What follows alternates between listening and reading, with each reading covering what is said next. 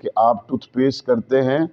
لیکن جتنا اچھا دانتوں کی صحت کے لیے، مسوڑوں کی صحت کے لیے کہنے والا کہے گا کہ مسواک کا استعمال کرنا اچھا عمل ہے، اتنا آپ کے مسوڑوں اور دانت کے لیے اور منہ کی صفائی اور صحت کے لیے اتنا اچھا عمل اور کسی ٹوتھ پیسٹ میں، کسی ٹوتھ برش میں نہیں ہو سکتا۔ لیکن یاد رکھیے، دنیا روزہ رکھنے کے سائنسی فوائد جو بھی بتاتی رہے، دنیا نماز پڑھنے کے جسمانی فائدے جو بھی بتاتی رہے، دنیا روزے رکھنے کے جسمانی فائدے جو بھی بتاتی رہے، مسلمان جب روزہ رکھتا ہے، مسلمان اگر مسواک کرتا ہے، مسلمان اگر نماز پڑھتا ہے، تو وہ اس لیے نہیں پڑھتا کہ اس سے میرے جسمانی فائدے وابستہ ہیں، وہ اس لیے پڑھتا ہے کہ میرے اللہ کا حکم ہے اور میرے حبیب صلی اللہ علیہ وسلم نے یہ کر کے دکھایا ہے۔ تو جو حضور صلی اللہ علیہ وسلم نے عمل مبارک کیا، اس کو آج سائنس کسی بہتری کے طور پر ثابت کرے یا کسی بہتری کے طور پر ثابت نہ کرے، ہمارا اس سے سروکار نہیں ہے۔ ہمارے عمل کرنے کے لیے اتنی بات کافی ہے کہ اللہ کا حکم ہے اور پیارے حبیب مصطفیٰ کریم صلی اللہ علیہ وسلم کا عمل ہے، ہمارے لیے اس عمل سے بڑھ کر خیر بہتر اور کسی شے میں ہو ہی نہیں سکتی۔ اللہ تعالی ہمیں جو روزہ رکھوا کر ہمیں جو چیز عطا کرنا چاہتے ہیں وہ کیا ہے؟ ایک یہ ہے کہ جسمانی فائدے اس کے کیا کیا ہے، جسمانی فائدے کیا کیا ہیں۔ اللہ تعالی ہمیں قرآن مجید میں اس کے جسمانی فائدے شمار نہیں کروا رہے۔ اللہ تعالیٰ روزہ کے ذریعے ہمیں اس سے حاصل ہونے والی وہ دل میں پیدا ہونے والی کیفیت اور وہ تقوی کی دولت اور وہ روحانیت اللہ تعالیٰ ہمیں وہ عطا فرمانا چاہ رہے ہیں۔ اور قرآن مجید میں اللہ تعالیٰ نے یہ نہیں فرمایا کہ یہ روزے صرف تم پر فرض کیے گئے، بلکہ فرمایا کہ روزے تم سے پہلوں پر بھی فرض کیے گئے، تمہارے اوپر بھی فرض ہیں۔ بس اتنی بات ذہن میں رکھو، اس روزہ کی عبادت سے گزارنے کا جو مقصد ہے وہ یہ ہے تاکہ تم پرہیزگار بن جاؤ، تاکہ تم متقی بن جاؤ۔ ہم دیکھتے ہیں ایک شخص جھوٹ بولتا ہے، ایک شخص کسی کا حق غصب کرتا ہے، ایک شخص دکان پر مالک نہ ہو تو اپنی مرضی کا سودا اپنے ریٹ پہ بیچ دیتا ہے، ایک شخص کسی جگہ باس کی عدم موجودگی میں کوئی نہ کوئی کھرد برد کر دیتا ہے، کارروائی کر دیتا ہے، اس کے ذہن سے یہ بات نکل جاتی ہے کہ اگر باس نہیں ہے، مالک دکان نہیں ہے، سکول کا استاد ہے تو پرنسپل نہیں ہے تو اللہ تو مجھے دیکھ رہا ہے۔ لیکن روزہ رکھنے والا آدمی اس کیفیت میں فوراً داخل ہو جاتا ہے کہ روزہ رکھنے والا بالکل تنہا ہو، دیکھنے والا کوئی بھی نہ ہو، اور پیاس لگی ہو، فریج میں پانی موجود ہو، بھوک لگی ہو، کچن میں کھانا موجود ہو، دیکھنے والا کوئی نہیں ہے، لیکن روزہ ایک ایسی کمٹمنٹ ہے، ایسی اللہ تعالیٰ کی طرف سے دی گئی تقویٰ کی ایک سیڑھی ہے کہ اس روزہ رکھنے والے شخص کو تنہائی میں بھوک لگے یا پیاس لگے، نہ یہ پانی کی طرف ہاتھ بڑھاتا ہے، نہ یہ کھانے کی طرف ہاتھ بڑھاتا ہے۔ وجہ کیا ہے؟ قرآن مجید کہتا ہے لعلکم تتقون، روزہ رکھنے کے بعد تمہیں اللہ نے جو نعمت عطا کی وہ یہ ہے کہ تمہیں پرہیزگاری مل جائے کہ اب دیکھنے والا کوئی نہیں، لیکن روزے کی کیفیت کی وجہ سے یہ پانی نہیں پیتا کہ کوئی نہیں دیکھ رہا، میرا اللہ تو دیکھ رہا ہے۔ روزہ رکھنے سے یہ کیفیت پیدا ہو گئی کہ کھانا نہیں کھا رہا۔ غسل خانے میں گرمیوں میں ایک آدمی نہا رہا ہے تو کنڈی بند ہے، بالٹی بھری ہوئی پانی کی، نہیں پیتا۔ اگر حلق سے ایک گھونٹ بھی اتر جائے تو سارا دن بے قرار رہتا ہے کہ اوہو میرا روزہ خراب ہو گیا۔ لیکن اس ایک مہینے میں ہم دیکھتے ہیں مسجدیں آباد ہیں، اس ایک مہینے میں ہم دیکھتے ہیں کہ روزہ رکھنے والے بھوکے اور پیاسے ہیں، اس ایک مہینے میں ہم دیکھتے ہیں کہ اعمال حسنہ میں جوق در جوق شوق کے ساتھ لوگ جڑے ہوئے ہیں۔ لیکن اس بات کو اس ایک مہینے میں سیکھ کر باقی 11 مہینوں کے اوپر نافذ کرنے کی ضرورت ہے کہ جس طرح اللہ رمضان میں دیکھ رہا ہے، اسی طرح میرا اللہ مجھے سال کے 11 مہینوں میں دیکھ رہا ہے۔ اگر اللہ کے خوف سے میں نے حلال کھانا بھی صبح سے شام تک نہیں کھایا تو سال کے 11 مہینوں میں اپنی دکان پر بیٹھ کر حرام کیسے کما سکتا ہوں؟ اگر اللہ کے خوف سے میں نے حلال کھانا چھوڑ دیا تو اپنے کسی چھوٹے بہن بھائی کا حق میں کیسے کھا سکتا ہوں؟ اگر اللہ کے خوف سے صبح سے شام تک میں نے حلال کھانا چھوڑ دیا تو اللہ کی محبت میں سال کے 11 مہینوں میں مجھے حرام اور مکروہات سے بھی بچنا چاہیے۔ یہ اس ایک مہینے کے اثرات، برکات، ثمرات اگر اگلے 11 مہینوں میں نظر آتے ہیں تو سمجھو کہ اس شخص نے رمضان المبارک سے واقعی فائدہ اٹھا لیا۔ اللہ کے رسول صلی اللہ علیہ وسلم نے فرمایا روزہ ڈھال ہے جب تک کہ اس کو توڑ نہ دیا جائے۔ ڈھال دشمن کی طرف سے آنے والے تلوار سے، نیزے سے، وار سے حفاظت کرتی ہے، ٹوٹ جائے تو اب وہ اس سے حفاظت نہیں کرتی۔ فرمایا روزہ ڈھال ہے جب تک کہ اس کو توڑ نہ دیا جائے۔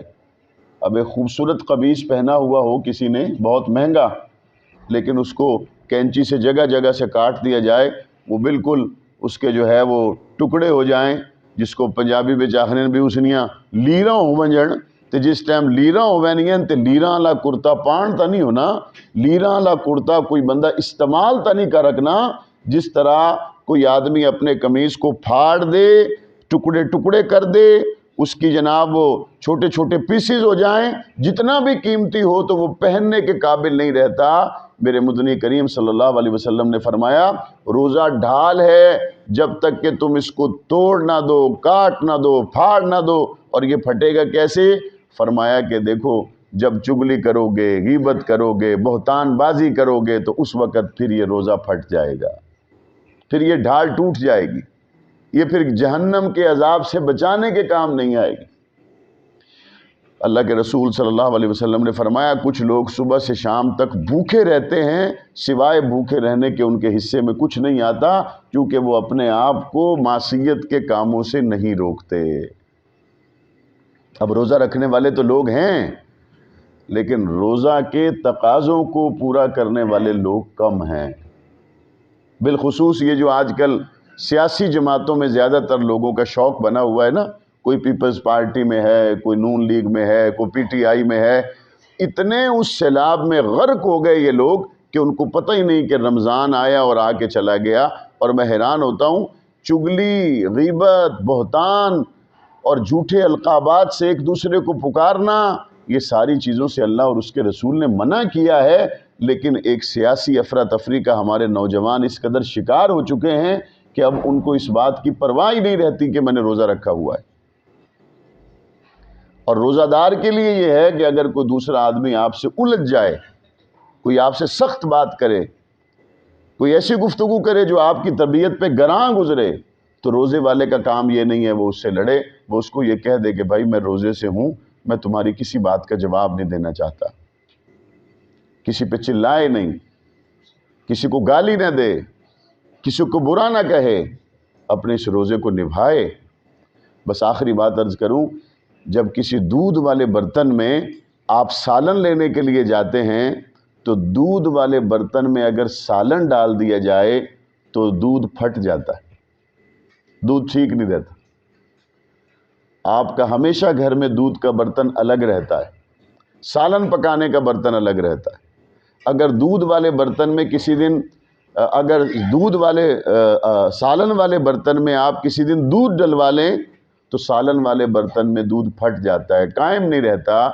تو میں صرف کہنا یہ چاہتا ہوں، یہ دل ایک برتن ہے، اس برتن میں اللہ اور اس کے رسول کی محبت ہونی چاہیے، اس دل کے برتن میں صحابہ اور اہل بیت کی، قرآن کی، اسلام کی محبت ہونی چاہیے۔ اس دل میں ہم نے ویر پال رکھے ہیں، اس دل میں ہم نے کینے پال رکھے ہیں، اس دل میں ہم نے بغض پال رکھے ہیں، اس دل میں ہم نے حسد پال رکھے ہیں۔ اگر یہ ساری موذی چیزیں اس دل میں ہیں تو پھر بتاؤ اس دل کے برتن میں مصطفیٰ کی محبت کہاں سے آئے گی؟ اور دوسرا یہ زبان ہے، زبان، اس زبان سے ہم درود پڑھتے ہیں، اس زبان سے ہم قرآن پڑھتے ہیں، تو اس زبان سے جب قرآن پڑھ لیا، جب درود پڑھ لیا، تو کیا پھر اس زبان سے کسی کو گالی بھی دی جا سکتی؟ کیا اس زبان سے پھر کسی کو تانا بھی دیا جا سکتا ہے؟ کیا پھر اس زبان سے کسی کو تہمت بھی دی جا سکتی ہے؟ ہو سکتا ہے کہ اگلے جمعے میں سفر میں ہوں، تو اس لیے میں اگلی ایک بات بھی پہلے کر دیتا ہوں کہ عید آئے تو اس میں یہ بہت ضروری ہے کہ صدقہ فطر عید سے پہلے ادا کیا جائے،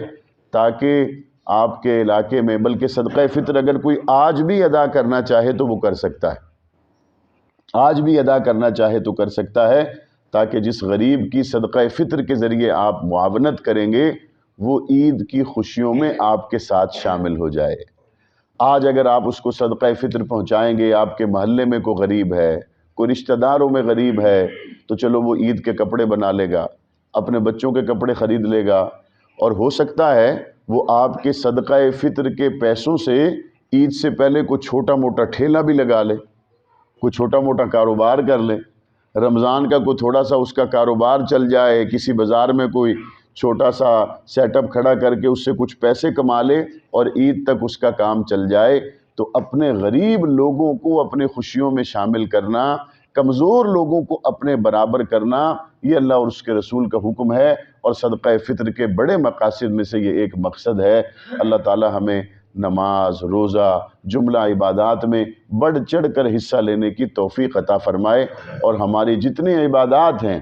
بالخصوص جو روزہ کی عبادت ہے، جس سے اللہ تعالیٰ کا قرآن کہتا ہے کہ تقویٰ کی نعمت حاصل ہوتی ہے، اللہ ہمیں یہ نعمت اس طور پر عطا فرمائے کہ سال کے 11 مہینوں میں اس کے اثرات باقی رہیں۔ باقی مجھے امید ہے کہ مسجد میں اعتکاف کرنے کے لیے بھی مسجد کے نمازیوں نے، محلہ کے لوگوں نے آپس میں صلاح مشورہ کر لیا ہوگا، اور اگر نہیں کیا تو اپنے گھر میں امام صاحب سے اعتکاف کے حوالے سے صلاح مشورہ کر لیں، تاکہ پہلے سے ذہن بنا ہوا ہو اعتکاف کس نے بیٹھنا ہے، اور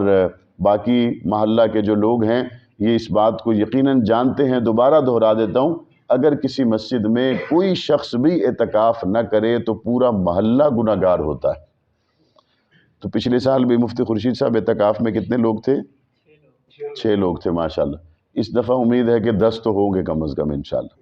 اللہ تعالیٰ عبادات قبول فرمائے، آفات و بلیات سے ہمارے ملک پاکستان کی، قوم کی، امت مسلمہ کی حفاظت فرمائے۔